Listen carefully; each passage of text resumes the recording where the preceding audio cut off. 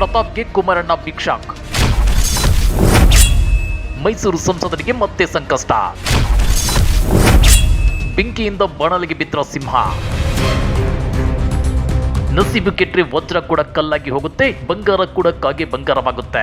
ಅವಕಾಶಗಳು ಕೈ ಕೊಡುತ್ತವೆ, ಆಪಾದನೆ ನಿಂದನೆಗಳು ಕೇಳಿ ಬರ್ತಾವೆ ಅನ್ನೋ ಮಾತುಗಳಿವೆ. ಸದ್ಯ ಸಂಸದ ಪ್ರತಾಪ್ ಸಿಂಹ ಅವರ ನಸೀಬು ನೆಟ್ಟಿಗಿಲ್ವಾ ಅನ್ನೋ ಅನುಮಾನಗಳು ವ್ಯಕ್ತವಾಗ್ತಿವೆ. ಯಾಕಂದ್ರೆ ಇತ್ತೀಚೆಗೆ ಸಂಸದ ಪ್ರತಾಪ್ ಸಿಂಹ ಅವರ ಮೇಲೆ ಒಂದಿಲ್ಲೊಂದು ಆರೋಪಗಳು ಕೇಳಿ ಬರ್ತಿವೆ. ಇದರ ಬೆನ್ನಲ್ಲೇ ಇದೀಗ ಮಾಜಿ ಸಿಎಂ ಎಚ್ ಡಿ ಕುಮಾರಸ್ವಾಮಿ ಕೂಡ ಪ್ರತಾಪ್ ಸಿಂಹ ಅವರಿಗೆ ಬಿಗ್ ಶಾಕ್ ಕೊಟ್ಟಿದ್ದಾರೆ. ಇದರಿಂದ ಮೈಸೂರು ಸಂಸದರಿಗೆ ಮತ್ತೆ ಸಂಕಷ್ಟ ಎದುರಾಯ್ತು ಅನ್ನೋ ಮಾತುಗಳು ಕೇಳಿ ಬರ್ತಿವೆ. ಹಾಗಾದ್ರೆ ಏನದು ಸಂಕಷ್ಟ ಅಂದ್ರ ಅದನ್ನ ಡೀಟೇಲ್ ಆಗಿ ತೋರಿಸ್ತೀವಿ. ಆದ್ರೆ ಅದಕ್ಕಿಂತ ಮೊದಲು ಹಲೋ ಕನ್ನಡ ಯೂಟ್ಯೂಬ್ ಚಾನಲ್ ಅನ್ನು ಸಬ್ಸ್ಕ್ರೈಬ್ ಮಾಡ್ಕೊಳ್ಳಿ. ಹಾಗೇನೇ ಪಕ್ಕದಲ್ಲಿರೋ ಬೆಲ್ ಬಟನ್ ಅನ್ನು ಪ್ರೆಸ್ ಮಾಡಿ.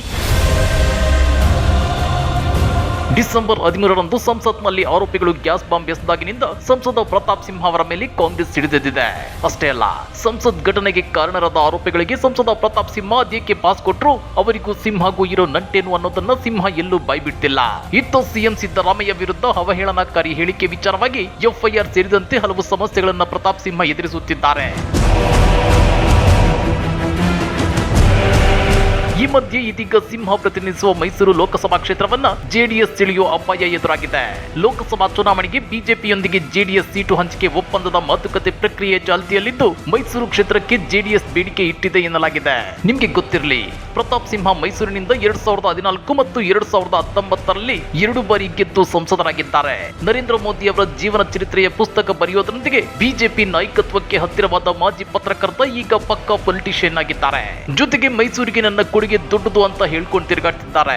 ಅಷ್ಟೇ ಅಲ್ಲ, ಸಂಸತ್ ದಾಳಿಯ ಆರೋಪಿಗಳಿಗೆ ಪಾಸ್ ಕೊಟ್ಟಿರೋ ಆರೋಪ ಎದುರಿಸುತ್ತಿರೋ ಸಂಸದ ಪ್ರತಾಪ್ ಸಿಂಹ ಅವರಿಗೆ ಈ ಸಲದ ಎಂಪಿ ಟಿಕೆಟ್ ಸಿಗೋದು ಅನುಮಾನ.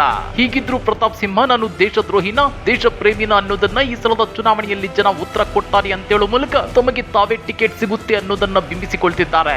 ಆದ್ರೆ ದಿಲ್ಲಿ ಬಿಜೆಪಿ ನಾಯಕರ ಜೊತೆ ದೋಸ್ತಿ ಮತ್ತು ಸೀಟು ಹೊಂದಾಣಿಕೆಗೆ ಮುಂದಾಗಿರೋ ಮಾಜಿ ಸಿಎಂ ಮತ್ತು ಜೆಡಿಎಸ್ ಮುಖಂಡ ಎಚ್ ಡಿ ಕುಮಾರಸ್ವಾಮಿ ಇದೀಗ ಸಂಸದ ಪ್ರತಾಪ್ ಸಿಂಹ ಅವರಿಗೆ ಬಿಗ್ ಶಾಕ್ ಕೊಟ್ಟಿದ್ದಾರೆ. ಇತ್ತೀಚೆಗೆ ಪ್ರಧಾನಿ ನರೇಂದ್ರ ಮೋದಿ ಮತ್ತು ಇತರೆ ಬಿಜೆಪಿ ನಾಯಕರನ್ನ ಭೇಟಿಯಾದ ಸಂದರ್ಭದಲ್ಲಿ ಮೈಸೂರು ಕೊಡಗು ಲೋಕಸಭಾ ಕ್ಷೇತ್ರವನ್ನ ಜೆಡಿಎಸ್ಗೆ ಬಿಟ್ಟುಕೊಡಬೇಕೆಂದು ಎಚ್ಡಿಕೆ ಒತ್ತಾಯಿಸಿದ್ದಾರೆ ಎನ್ನಲಾಗ್ತಿದೆ. ಎಚ್ ಡಿ ರೇವಣ್ಣ ಅವರ ಪುತ್ರ ಪ್ರಜ್ವಲ್ ಹಿಡಿತದಲ್ಲಿರುವ ಹಾಸನ, 2019ರಲ್ಲಿ ಎಚ್ ಡಿ ದೇವೇಗೌಡರು ಸೋತಿದ್ದ ತುಮಕೂರು, ಕಳೆದ ಸಲ ಕುಮಾರಸ್ವಾಮಿ ಪುತ್ರ ನಿಖಿಲ್ ಅವರು ಸ್ಪರ್ಧಿಸಿ ಸೋತಿದ್ದ ಮಂಡ್ಯ ಹಾಗೂ ಮೈಸೂರು, ಕೋಲಾರ, ಚಿಕ್ಕಬಳ್ಳಾಪುರ ಮತ್ತು ಬೆಂಗಳೂರು ಗ್ರಾಮಾಂತರ ಕ್ಷೇತ್ರಗಳನ್ನ ಜೆಡಿಎಸ್ಗೆ ಬಿಟ್ಟುಕೊಡಬೇಕು ಅಂತೇಳಿ ದಳಪತಿಗಳು ಪಟ್ಟು ಹಿಡಿದಿದ್ದಾರೆ. ಆದ್ರೆ ಬಿಜೆಪಿ 5ಕ್ಕಿಂತ ಹೆಚ್ಚು ಸ್ಥಾನಗಳನ್ನ ಬಿಟ್ಟುಕೊಡುವ ಸಾಧ್ಯತೆಗಳು ಕಡಿಮೆ ಎನ್ನಲಾಗ್ತಿದೆ. ಹೀಗಿದ್ರೂ ಬಿಜೆಪಿಯೊಂದಿಗೆ ಜೆಡಿಎಸ್ ಚೌಕಾಶಿ ಮಾಡುತ್ತಿದ್ದು ಸಿಎಂ ಸಿದ್ದರಾಮಯ್ಯನವರ ವಿರುದ್ಧ ಸೇಡು ತೀರಿಸಿಕೊಳ್ಳೋದಕ್ಕಾಗಿಯಾದ್ರೂ ಮೈಸೂರನ್ನ ತಮಗೆ ಬಿಟ್ಟು ಕೊಡಲೇಬೇಕು ಅಂತೇಳಿ ಎಚ್ಡಿಕೆ ಪ್ರಬಲ ಬೇಡಿಕೆ ಇಟ್ಟಿದ್ದಾರೆ ಎನ್ನಲಾಗ್ತಿದೆ.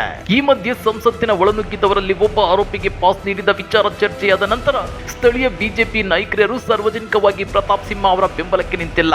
ಕಳೆದ ಮೇ ತಿಂಗಳ ವಿಧಾನಸಭಾ ಚುನಾವಣೆಯಲ್ಲಿ ಟಿಕೆಟ್ ವಂಚಿತರಾದ ರಾಮದಾಸ್ ಅವರು ಪಕ್ಷಕ್ಕೆ ಹಿಂದಿನ ಸೇವೆಯನ್ನ ಪರಿಗಣಿಸಿ ಲೋಕಸಭೆ ಟಿಕೆಟ್ ನೀಡಬೇಕೆಂದು ಒತ್ತಾಯಿಸುತ್ತಿದ್ದಾರೆ.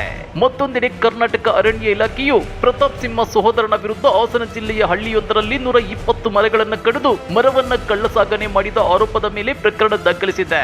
ಈ ವಿಚಾರದಲ್ಲೂ ಸಂಸದರಿಗೆ ಅವರ ಪಕ್ಷದೊಳಗಿಂದ ಯಾವುದೇ ಬೆಂಬಲ ಸಿಗುತ್ತಿಲ್ಲ ಎನ್ನಲಾಗ್ತಿದೆ.